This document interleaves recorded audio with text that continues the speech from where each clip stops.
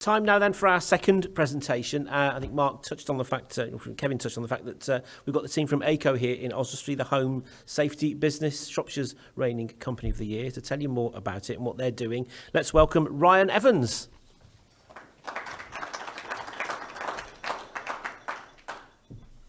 Morning everybody, how are we doing? My name is Ryan, I work for Aico obviously. I'm going to talk to you a little bit today about our sustainability journey. Unfortunately, as we mentioned, I don't have the experience or the years that, such as Kevin does. We're coming at it from very different angles here. What I do have is kind of 3 years in a brand new building, looking at the operational maintenance of it, looking at the kind of mistakes that were made when that building was built without sustainability in mind. So I'm going to talk to you a little bit about what we did, some of the lessons that we've learned, and then where we're going to go from there. So to begin, our very first steps. So the very first thing we did, like I say, none of us are experts at Aico, unfortunately, about sustainability. So we decided we're going to surround ourselves kind of with experts that know what they're talking about.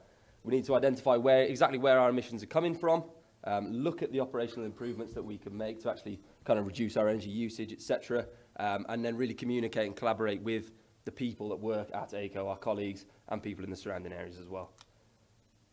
So the very first thing, as I said, identifying where our emissions came from. So we actually engaged with a consultant, an external consultant. He looked at our carbon footprint, basically. Work out where your emissions come from. As you can see in our emissions split pie chart there, electricity is a massive part. Makes up about a third of our scope 1 and 2 emissions. So a really big part. That just really helped us to identify kind of the main action areas, as you say, the low-hanging fruit, where we could pick off the easy wins early, and then where to develop on from there. Secondly, we decided again we'll speak to our consultant Alan, and to be able to hold ourselves kind of accountable to our goals. We need to make this public. So we set an ambitious target to be carbon neutral by 2030. Again, working with our consultant, that was what was kind of feasible for us. So yeah, again, just to kind of hold ourselves accountable to our goals. Make sure, as I say, be transparent to the public. Everybody knows kind of what we're doing. It's a massive part of what you need to do in kind of net zero is transparency, as Deb mentioned before, with greenwashing, etc. You've got to be transparent about what you're doing. Engaging people. So Lily and I are sustainability leads at Aico, with 2% of the workforce, basically. What's going to be easiest is if we can engage everybody in Aico. You know, the first thing we decided to do was kind of work with a single person from each member of the team. So again, that takes up to maybe 10% of the workforce. Hopefully then they can go off, engage their entire team, and you're looking at a much wider range of people all working on the same thing.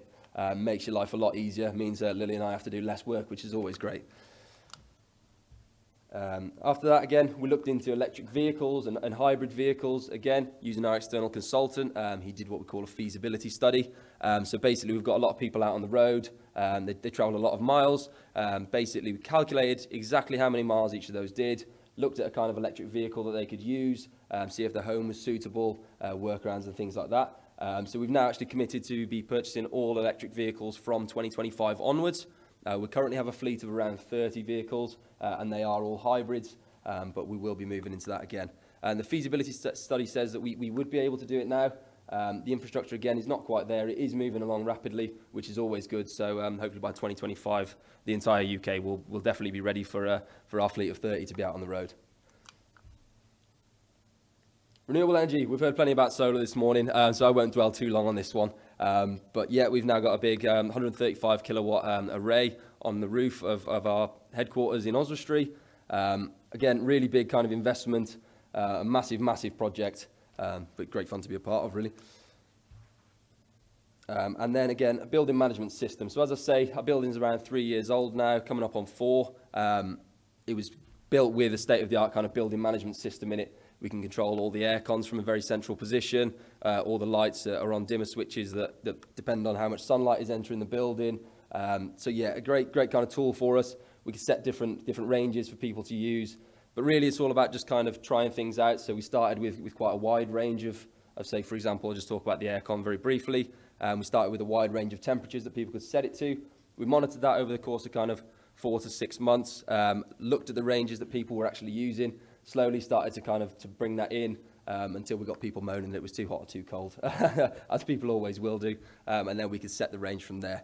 So really just kind of about fine-tuning what you've got, Not everything's going to be perfect. It's not going to be really simple. There's not a one-size-fits-all. You've got to make it work for you.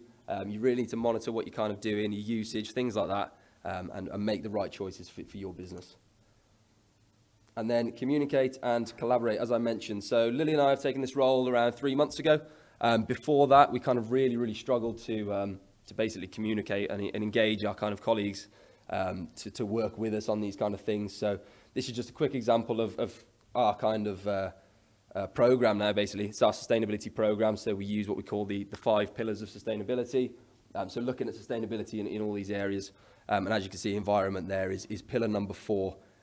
So yeah, a massive part of what we do, and trying to bring that kind of all into one kind of program so that everybody can understand it quite easily. So as I say, I've spoken quite briefly about what we've kind of done. I found when I did this presentation in the past, I didn't have this second bit. I didn't have the kind of lessons learned, and it didn't kind of sit very well. Nobody kind of took anything from it. Aico, we're quite a big company. It feels at times like we've got unlimited resources. So, I can talk about putting £100,000 worth of solar panels on the roof, and it's kind of quite easy for us. But what we have learned from that is different things that we can take away, and just simple changes that we could have made where we maybe have spent money that we didn't need to. So I'm going to talk a little bit about those now. So some people may disagree. Oh, no, not this part, sorry. So the first thing we did, as I say, was we spoke to everybody. We spoke to so many people. I think the first couple of weeks I signed up for every single event I could possibly find. I was looking at solar panels, electric vehicles, biodiversity, everything. I took it all back and I was thinking, where on earth do I even start with this? I'm looking at a carbon footprint here that tells me how much energy we're using, what our carbon emissions are. I've got all these different sources of energy, of information, and I don't even know where to begin. So what I would say is it seems like a great idea. Take on as much information as you can, but I'd probably suggest kind of pick one area to focus on first. Like I say, looking at biodiversity, or look at your energy usage, look at electric vehicles, because all that information was coming into me. As I say, I'm not an expert. I've been doing this for maybe 12 months. I had no idea where to even begin. Again, as I said, the first thing we did was our carbon footprint. Now, our carbon footprint is brilliant. Some people may disagree. It is a great tool. But I kind of think if I was in a much smaller business, would I really have needed to do a carbon footprint to begin with? I don't think so. I mean, it was a very expensive kind of tool that we took. It was very time consuming. We needed loads of information. And I mean, I don't need a carbon footprint to tell me, turn the lights off when you're finished in a room. If you're not using a computer, turn it off. Have one printer running rather than 3 at the same time. So as great a tool as it is, and I would definitely recommend doing a carbon footprint at some point. It might seem quite daunting, expensive to start with. There's really simple changes, and there's people out there everywhere that can tell you these changes without having to perform kind of this expensive tool. So I'd just say, yeah, definitely worth doing eventually. But to begin with, it's really easy. You can go back to the office now and have a look around at what you're using, and just make sure you're kind of reducing as much as you possibly can. Click it. There we go. Electric vehicles, as I say, brilliant. I absolutely love electric vehicles. I think they're great. Most people tend to disagree for some reason. Not sure why. When I first mentioned this, that we were buying electric vehicles to our specification managers out on the road, I could see every single one of their faces drop to the floor, thinking, how on earth are we going to do this? So yeah, people are very, very difficult to get on board with the electric vehicles. What we've also done is installed 10 44 kilowatt electric vehicle chargers at our headquarters in Oswestry. We thought, great, brilliant, we'll buy these, lovely, they're top of the range, perfect, exactly what we need. The guy comes over to install them. If you put all these on at the same time, you're not going to have enough energy to run your building. So we've actually had to limit all of them now to 11 kilowatt. So it's not as simple as just buying the stuff, buying electric vehicles, plug and play, as I say. It's quite a big job, it's very expensive, and it's not just as easy as plug and play. So it will get there, as I say, the infrastructure's not quite there yet. It will get there. But yeah, again, definitely speak to an expert. You can't do that yourself, unfortunately. The assumptions as well. We get invited to talk at events such as this. We do them all the time. As soon as you make that commitment to be carbon neutral, everybody thinks you're an expert. You'll have loads of people asking you questions. As I say, be transparent with people. Speak to them about exactly what you know. Like I say, I can't speak about massive energy savings. What I can speak about is the operational things that we have put in place already. Like Kevin has got a very different viewpoint from myself. So just be prepared for that. As soon as you make that commitment, people look at that and go, wow, they've made a commitment. They must know what they're doing. Unfortunately, we don't, not just yet. Engagement, as I say, people that solve all your problems, they're also mostly the root of all your problems. Very, very difficult to engage people.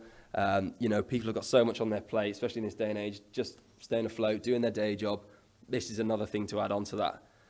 You've really, really got to drive it home. I mean, Lily and I, as I say, we just started this role, and it's kind of the main point of what we need to do is get everybody in the company engaged and all working together before we start on the massive, massive projects. If we've got buy-in from everybody, it makes our lives so much easier, as I say. Technological advancement. Again, we touched on this morning. The guys did a great job up here. There's never going to be a right time, unfortunately. There's a saying, there's only two right times to have done something, 10 years ago or right now. Unfortunately, we don't have the 10-year ago option. So right now, for example, our solar panels on the roof, from the time of kind of our first conversation with Go Green, the installation took about 8-9 months in total. By the time that installation was actually done, we would have been able to fit 10% more solar panels on the roof if we'd have waited. However, if we'd have waited that long, you wait another 9 months, the technology advances. There's never going to be the perfect time. You can always look at every single kind of project that you're undertaking and think, oh, well, if I leave it another 6 months, there'll be something better. There's always going to be something better, unfortunately. The return on investment for our solar panels has come right down, as Kevin mentioned. It's now about 9 years. So, we're going to be in that building hopefully for 15, 20 years. In 9 years' time, if we really wanted to, we could take it all off, put a brand new one on, it would have paid for itself. Technology is always constantly advancing. There's going to be great things out there, but we have the tools that we need right now. They won't be as efficient as they will be in maybe 5 years' time. It needs to be done now. It needs to be started now, and you're always going to get a return on investment either way. The building management system, again, brilliant feature. Probably no issue with the BMS. It's probably more back again to the people. As soon as you take their aircon control away, they come with pitchforks and flames coming to your house trying to tell you to increase their range again. Our office is very, very open plan. Like I say, it's not a one-size-fits-all. I can't just set it to 20 degrees and let it be done with it. You get people. Somebody won't take their coat off when they're too hot, so they'll go and turn the aircon down. Another guy will be there in his shirt, absolutely freezing, whacking it back up. So, again, building management system is absolutely brilliant.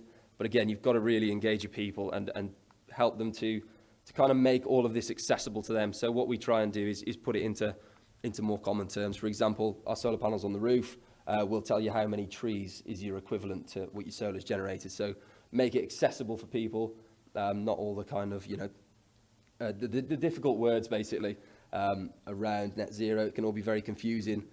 So make it as accessible as you can for people so that they can really get on board with it, because otherwise you're just going to be left with a load of blank faces. Aico's kind of next steps. Keep doing what we're doing. As we say, we've committed to be net zero by 2030, so big commitment. We have a roadmap, again, that we used our consultant for, so keep following that. More targeted collaborations, again, back to kind of the information side of things. Keep going on. We're not experts, so what we need to do is just keep surrounding ourselves with experts. For this electric vehicles by 2025, the purchasing from there, we can't do that ourselves. We need to speak to people. Some people that know exactly what they're doing. There's somebody out there for literally everything these days. All you need to do is have a look for it. And for example, Kevin's great initiative this morning, solar panels, you might think they're a massive investment, but there are ways around it, and there's ways around most of these things. Keep developing our learning.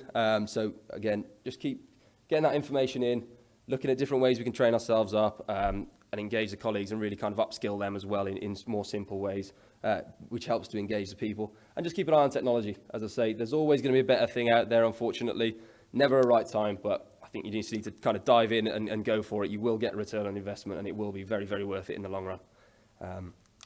And that is all from me. Short and sweet. Thank you very much, everybody. If there's any questions, I can take some. Lily will be on the panel just after this, so feel free to send any questions her way if you like. I've just got one. Do you have many?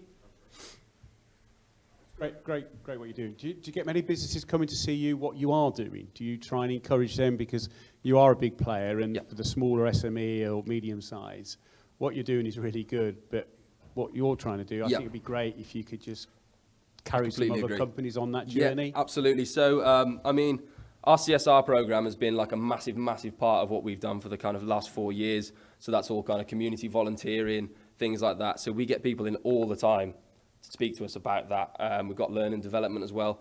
But again, not the need or the want. You know, kind of people are a bit wary to come and ask, but we try and be as accessible as we can to everybody. And if there is people out there, any of you guys or anybody that you know that wants to just come and see what we do, more than happy at any time. There will be somebody there can take you around the building, talk about exactly what we've done, who we've used. If there's any questions, I mean, our door is always open. We use the facilities that we've got is open to people in Shropshire, even for just meetings and things like that. So yeah, more than welcome. But we haven't had many. Perhaps it is something that we need to kind of push out there a little bit more and make it a bit more accessible. But yeah, I mean, our door is always open. So yeah, absolutely.